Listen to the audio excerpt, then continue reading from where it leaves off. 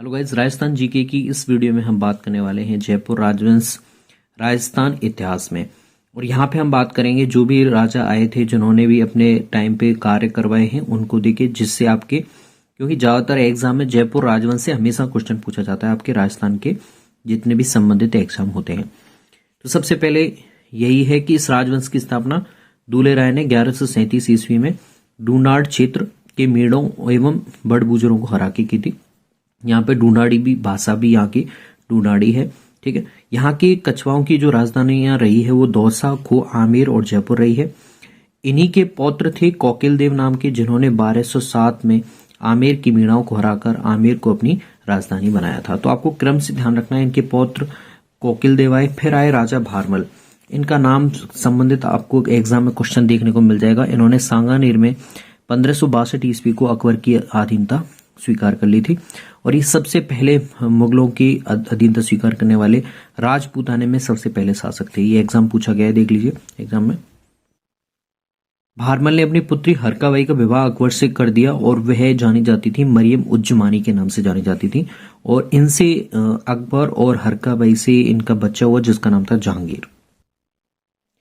मुगलों से वैवाहिक संबंध स्थापित करने वाला भारमल राजपूताना का पहला राज था। अधीनता स्वीकार करने वाला भी ये पहला ही राजा था।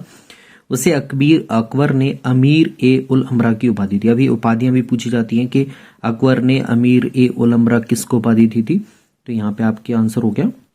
गाइस आगे बढ़ते हैं। भारमल ने अपने पुत्र भगवंत दास और पौत्र मान सिंह को अकबर की सेवा में भेज दिया था। अब हम आ जाते हैं भगवंत दास। इनका कार्यकाल आप देख सकते हैं। भगवंत दास ने अपनी पुत्री मानाबाई का विवाह जहांगीर से कर दिया था और मानाबाई को सुल्तान निस्सा भी कहा जाता है। ये नाम आपको ध्यान रखना है, पूछे जाते हैं कई बार। और आपके राजाओं का क्रम भी काल क्रम के हिसाब से ध्यान रखना है, कई बार इनका क्रम भी पूछ लेते हैं।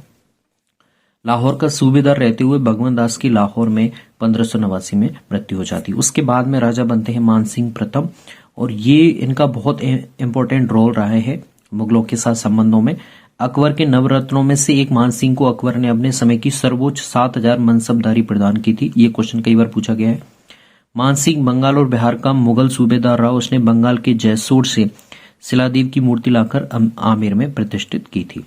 ये उपाधि जो दी थी फटजंद की, वो अकबर ने मानसिंह को दी थी। इसके लेके भी कई बार क्वेश्चन पूछे गए हैं, तो आपको ध्यान रखना है मानसिंह को अकबर ने फटजंद की उपाधि दी थी। आगे बढ़े तो हल्दी घाटी के युद्ध में मुगल सेना का नेतृत्व भी मानसिंह ने संभाला था।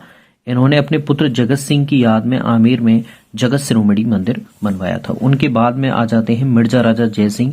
इन्होंने 3 मुगल बादशाह जहांगीर, शाहजहां एवं औरंगजेब की सेवा की थी।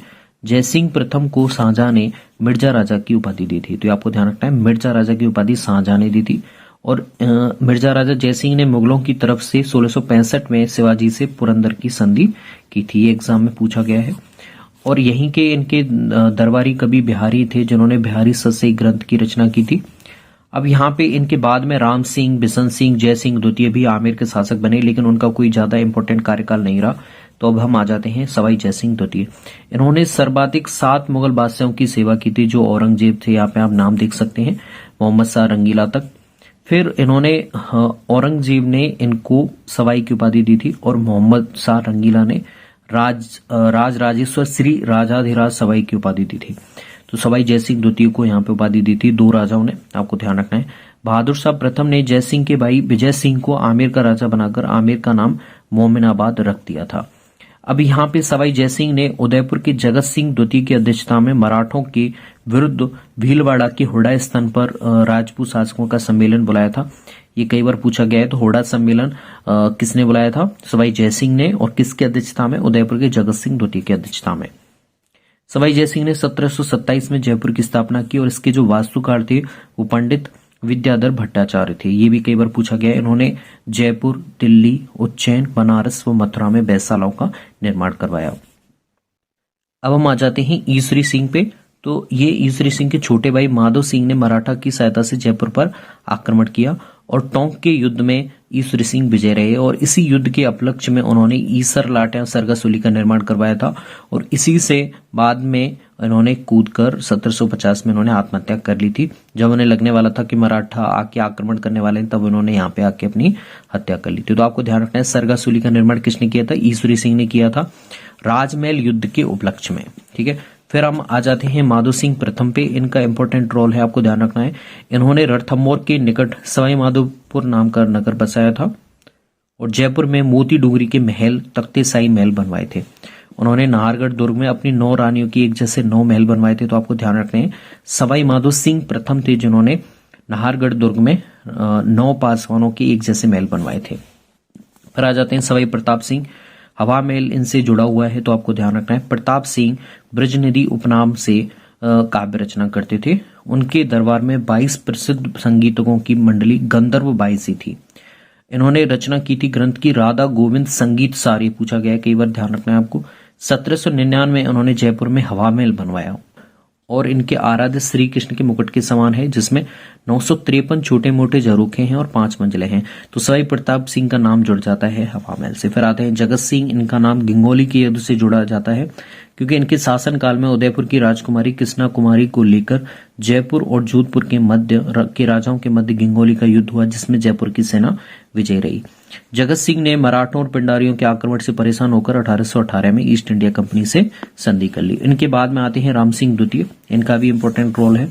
इन्होंने मात्र 16 महीने की आयु में राजा बने थे और वयस्क जब तक हुए तब तक प्रशासन अंग्रेजों ने संभाला था। यहाँ के प्रशासक थे लॉर्ड लुल्लो, जिन्होंने सती प्रथा, दास प्रथा, कन्यावध और दहेज प्रथा पर रोक लगाई थी। राम सिंह ने जयपुर शहर को 1876 में प्रिंस अल्बर्ट आ रहे थे, उनके स्वागत में गुलाबी रंग से करवाया था। ये कई एग्जाम में और इंटरव्यू में पूछा जाता है।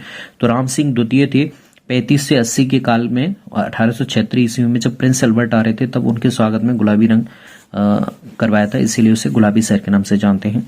1876 में इनकी स्मृति में जयपुर में अल्बर्ट हॉल का शिलान्यास करवाया गया और राम सिंह ने जयपुर में 1857 में महाराज स्कूल ऑफ आर्ट का निर्माण करवाया, जिसे मदरसा हुनरी या फिर इसका एक अन्य नाम है तस्वीरा कारखाना। ठीक है, तो ये मैंने आपको बताया है कछवा वंश। तो राम सिंह द्वितीय का संबंध प्रिंस अल्बर्ट से संबंधित है और आपके तस्वीरों कारखाना से संबंधित है। जगत सिंह का संबंध गिंगोली का युद्ध से संबंधित है, कृष्णा कुमारी से संबंधित है। सवाई प्रताप सिंह का संबंध ब्रजनिधि हवा महल से संबंध रखता है। माधो सिंह प्रथम एक जैसे नाहरगढ़ में 9 महल जो बनवाए थे उससे संबंध रखते। ईश्वरी सिंह का राजमहल युद्ध और सरगासूली से संबंध रखता है। सवाई जयसिंह द्वितीय, इनका संबंध रखता है होरडा सम्मेलन से। साथ में जयपुर की स्थापना इन्होंने करवाई और इनका वेधशालाओं से भी इनका संबंध माना जाता है।